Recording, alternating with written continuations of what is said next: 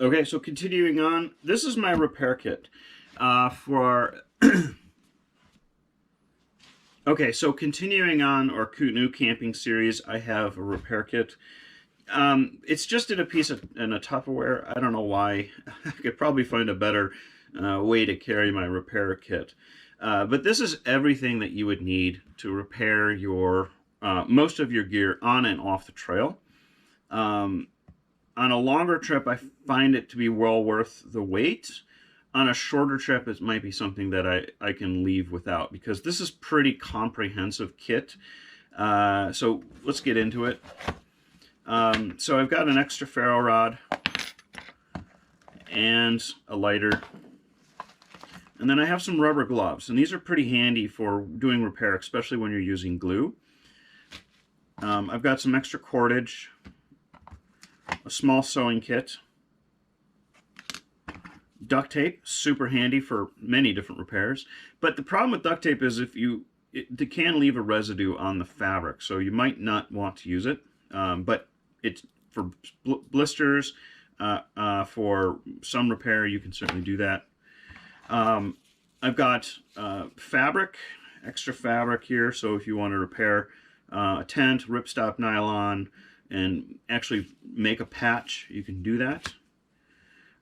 Thread, I don't know why it's yellow, because that's just the color.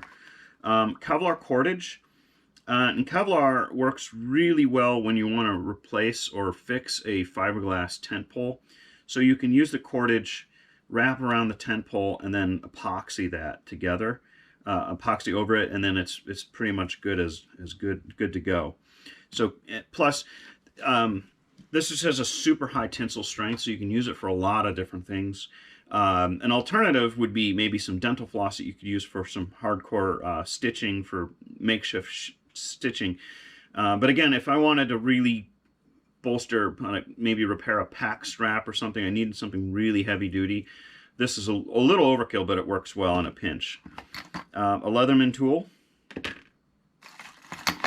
Pole splints. If you don't have pole splints, it's certainly very hard to fix a broken pole in the field.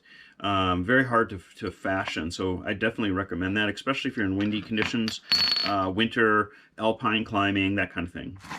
Hose clamps, super handy, the small ones.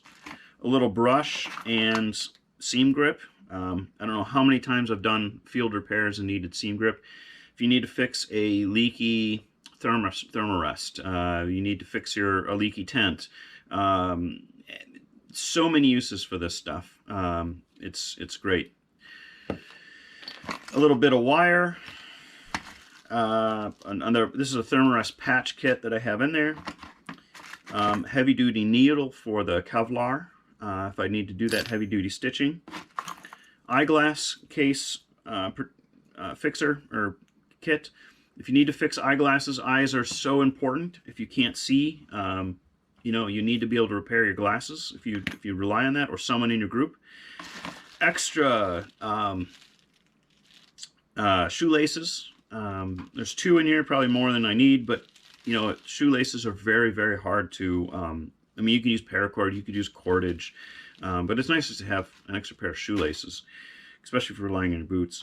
If your buckle breaks on your pack, if you're backpacking particularly, you're toast. So having an extra buckle is super, super handy on the trail, whether it be canoeing and you're relying on this for a portage pack, or a backpacking. So, and then lastly is a gray Sharpie. And the reason why you have gray is because a lot of gear is darker, or in any color this comes out. So if you need to put your name on your gear, you need to name something or write something on a piece of black nylon, it'll stand out with this. So that is my repair kit in its entirety. And again, I will slim that down depending on the trip, the length of the trip, and the needs. But I can pretty much do most field repair with this stuff, with my gear.